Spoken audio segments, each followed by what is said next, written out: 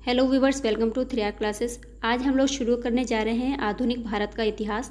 इससे पहले हम लोगों ने पॉलिटी और ज्योग्राफी को कंप्लीट किया है। वर्ल्ड ज्योग्राफी, इंडियन ज्योग्राफी दोनों कंप्लीट हो चुका है। अगर आप लोगों ने वो वीडियोस नहीं देखे तो जा करके देख लीजिएगा। कंपाइल करके दे दिया है, उसको पूरा देख लीजिएगा। गाइस, छोटे छोटे वीडियो होते हैं 10-10 मिनट के, आप लोग उनको देखना नहीं चाहते, प्लीज़ वीडियो को पूरा ज़रूर देखा करिए। पसंद आया करे तो लाइक एंड शेयर भी कर दिया करिए, थोड़ा बहुत अच्छा लगता है हमें भी। चलिए शुरू करेंगे आज की क्लास को। बहादुर शाह प्रथम, जिसको शाह बेखबर के नाम से जाना जाता है, ये 1707 ईस्वी से 1712 ईस्वी इसका टाइम पीरियड है। गाइज, ये क्वेश्चन पूछे जाते हैं शाह बेखबर की उपाधि मतलब क्या है, किसको जाना जाता है, लंपट मूर के नाम से या घृणित कायर। इनको अरेंज करने भी आता है, इनको मिलाने के लिए भी आता है, डायरेक्ट क्वेश्चन भी बनता है कि इसमें से लंपट मूर्ख किसको कहा जाता है। ठीक है, जहांदार शाह, जिसको लंपट मूर्ख कहते हैं, 1712 से 1713 इसका टाइम पीरियड है। घृणित कायर फर्रुखशियर को कहते हैं, 1713 से 1719 टाइम पीरियड। मोहम्मद शाह, जिसको रंगीला बादशाह के नाम से भी जाना जाता है, 1719 से 1748 ईस्वी। इसको रंगीला नाम कैसे पड़ा, कभी कभी अपने दरबार में औरतों के कपड़े ही पहन के चला आता था और ये अपने साम्राज्य की इसको ज़्यादा टेंशन नहीं रहती थी, बस ये इनमें आके नाच गाने संगीत में इन्हीं में हमेशा खोया रहता था, इसलिए इसको रंगीला बादशाह भी कहा गया है। अहमद शाह 1748 से 1754 ईस्वी का टाइम पीरियड है।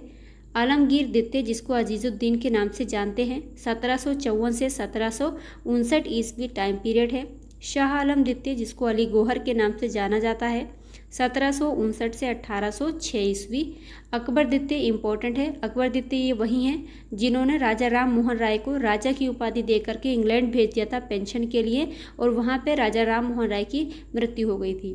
1806 से 1837 ईस्वी। क्वेश्चन पूछा जाता है राजा राम मोहन राय की समाधि कहाँ पर है, उनकी मृत्यु कहाँ पर हुई थी, तो याद रखिएगा इंग्लैंड में ही उनकी मृत्यु हुई थी। बहादुर शाह जफर 1837 से 1857 ईस्वी टाइम पीरियड है। आप लोग इनको तब जानेंगे जब 1857 की क्रांति पढ़ेंगे, तब इनका नाम बार बार आएगा, वहाँ पर अच्छे से देखिएगा। चलिए आगे चलेंगे। मुगलों से स्वतंत्र होने वाले राज्य कौन से हैं? अवध, जो मुगलों से स्वतंत्र हुए थे। सआदत खां बुरहानुल मुल्क इससे संबंधित हैं। हैदराबाद में चिनकिलिश खां या निज़ामुल मुल्क थे। रुहेलखंड में दाऊद खां एवं अली मोहम्मद खां बंगेश। बंगाल की अगर बात करेंगे तो मुर्शीद कुली खां। पूछा जाता है बंगाल का अंतिम नवाब कौन था, तो याद रखिएगा मुर्शीद कुली खां। ये एग्जाम में पूछा हुआ है, यूपीपीएससी ने किसी एग्जाम में अपने पूछा है। कर्नाटक से संबंधित है सादतुल्ला खां और भरतपुर से संबंधित है चूड़ामन एवं बदन सिंह। आगे चलेंगे। यूरोपीय कंपनियों का आगमन, इससे क्वेश्चन ज़रूर पूछे जाते हैं, इंपॉर्टेंट टॉपिक है। सबसे पहले पुर्तगाली आते हैं 1498 ईस्वी में। ठीक है, उसके बाद में ये सारे अंग्रेज, डच, फ्रांसीसी ये सारे आते हैं, अभी आगे भी देखेंगे इनको। पुर्तगाली यूरोप वासियों में सबसे पहले पुर्तगाली भारत आते हैं। कब आते हैं? 1498 मई 1498 में वास्को डी गामा आता है भारत।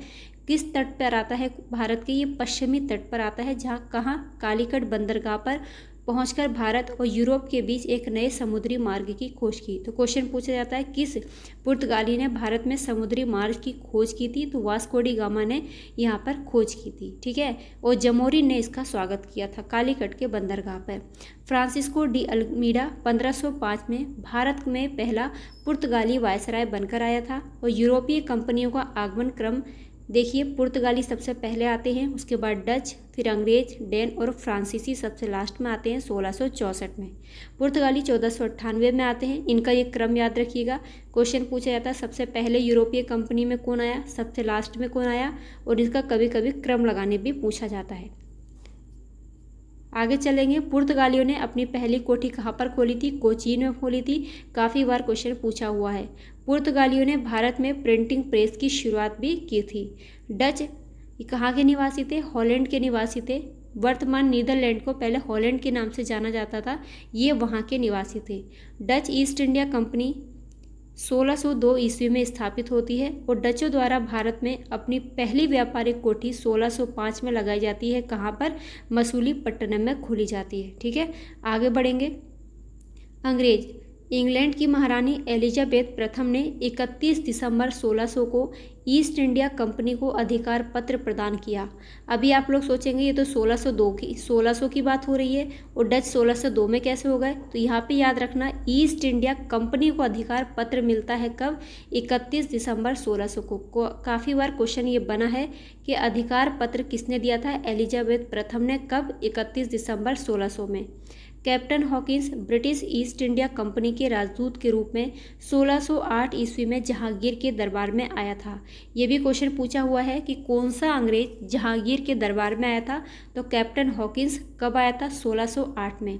जब कैप्टन हॉकिंस ये भारत के लिए निकलते हैं तब ये अकबर के नाम से अधिकार पत्र लेकर आते हैं। 1605 में क्या होता है, जब वहाँ भारत तक पहुँचते हैं तो इनको पता लगता है कि 1605 में तो अकबर यहाँ से निकल लिए, उनकी तो मृत्यु हो गई।